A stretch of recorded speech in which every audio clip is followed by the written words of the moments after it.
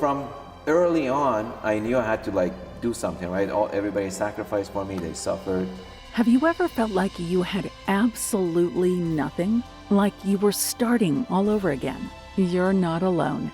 Manny Khoshbin, now a successful real estate entrepreneur, also experienced this many times and starting from a young age. And he had much more than monetary challenges he was dealing with. That's a lot of pressure he put on himself to find a way to succeed. And where did he start? Basically with dumpster diving. But how do you deal with the fear involved with starting out again? And not only that, but you have to be okay with losing and starting out again. This is crazy. He celebrates not only his successes, but he celebrates his failures as well. This is huge. Who you surround yourself with is critical. When you look at his success, his cars, his deals now, you may think he's a lucky guy, but that's not it. It's the will and confidence to pick yourself up when you're at your lowest that is the key. To know that you found a way to move forward before, and you'll find a way to move forward now that leads to success. I always knew like anything I'm doing early on is a stepping stone.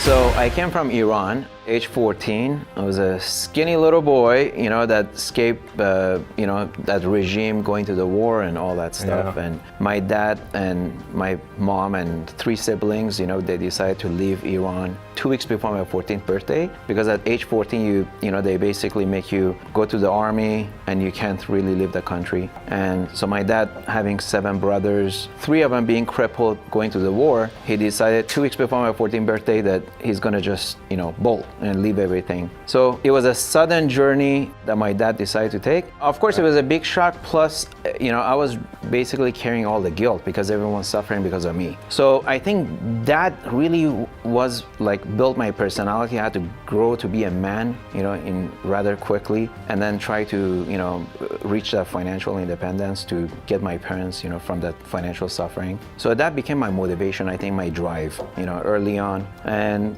I had to do what I had to do. I couldn't speak English, but I was trying to help out my dad, make money. Yeah. So my first job was dumpster diving. Fear is, always with you. I don't know anyone that honestly can say they don't have fear in life. You have fear of something, or another. But if your motivation exceeds fear, you're always going to overcome it. So it was like, it was pretty hard. But I told myself, look, maybe it wasn't meant to be. You have to believe in that. If you put the effort, you put everything, good intentions, you put the hardest you can, and it doesn't work out, there's a reason for it, right? There is something better waiting for you. Hey, you gotta celebrate your failures and your success, because there is a lesson to be learned in everything. When you have a great success, a good exit, you sell a company or whatever it may be, you celebrate because it's a good milestone in life. And then when you lose, something bad happens, hey, it's an expensive lesson learned, you still celebrate it. Because if you take it with a negative notation, that's just gonna keep eating you inside and it's gonna limit your upside. So I've done many businesses. I had a supermarket, I had door-to-door sell business, selling prepackaged foods, nuts. And over, as I failed at each business, I realized real estate is a way to go long-term. When I had my mortgage company, I was qualifying the borrowers for their refinances. I noticed all the wealthy borrowers that had high net worth, they all had a big real estate schedule on their loan application. So my first property I purchased, I was 25 years old. It was 1996. I bought a bank-owned home in Garden Grove for $142,000. Used my commission. I was a real estate agent. Used my 3% for down payment, and I think $1,300 is what I put out of my pocket to buy the home. And then a year later, sold for $80,000 more. That's how I got started in real estate. I repeat the process. I bought 2 bank-owned homes, and then within 2 years, I had enough cash to start commercial property investing. And so from early on, I knew I had to like do something, right? Everybody sacrificed for me, they suffered. So I was always looking to, reach that financial freedom.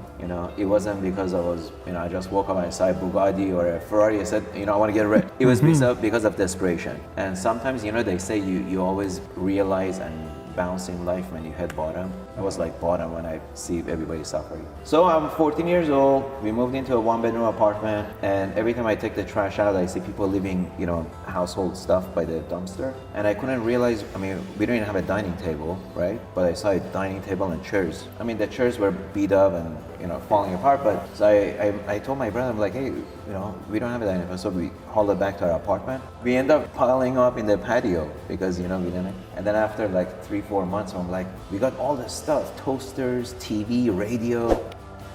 Thanks for watching. Like and subscribe.